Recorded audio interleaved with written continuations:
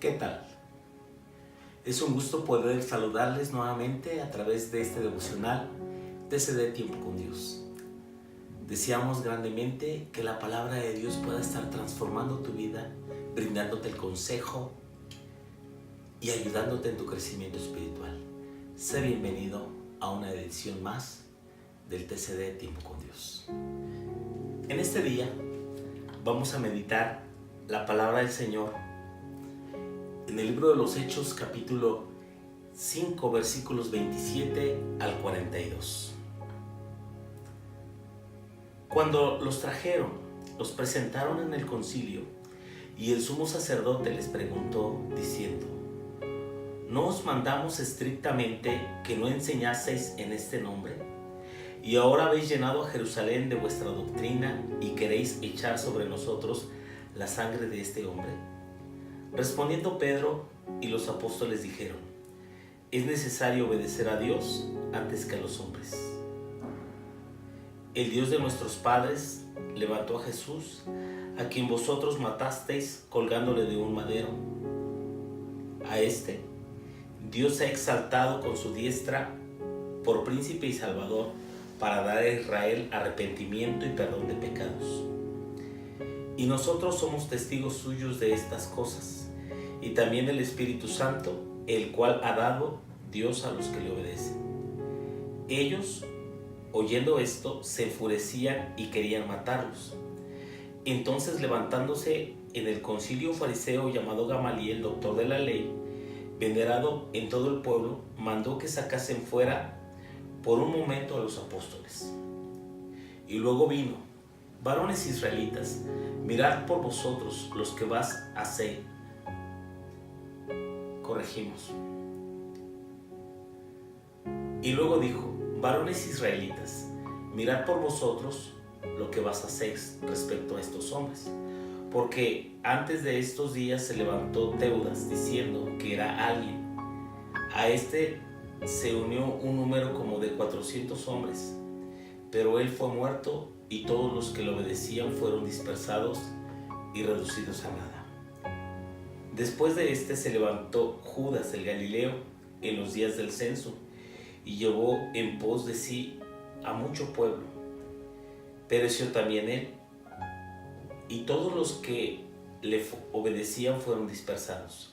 Ahora os digo, apartaos de estos hombres y dejadlos, porque si este consejo o esta obra es de los hombres, se desvanecerá, mas si es de Dios, no la podréis destruir. No seáis tal vez hallados luchando contra Dios. Y convinieron con él, y llamando a los apóstoles, después de azotarlos, les intimaron que no hablasen en el nombre de Jesús, y los pusieron en libertad. Y ellos salieron de la presencia del concilio gozosos de haber sido tenidos por dignos de padecer afrenta por causa del nombre.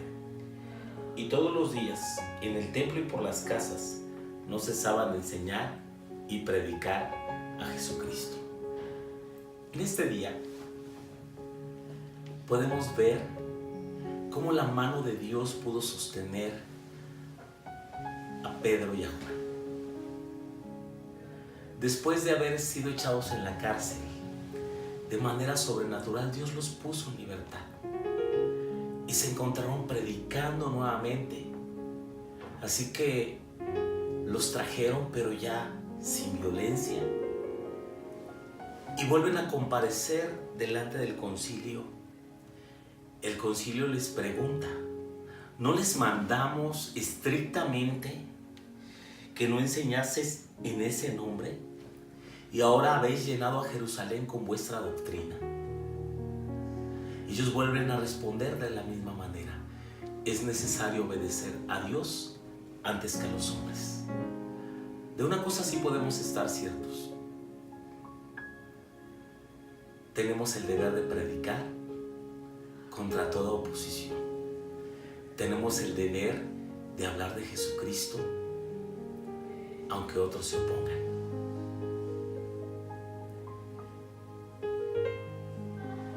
Sin embargo, podemos ver que ellos responden: es necesario obedecer a Dios antes que a los hombres.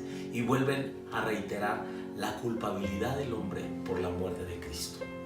Jesús no murió por los pecados que hubiese cometido. Jesucristo murió por los pecados de los hombres.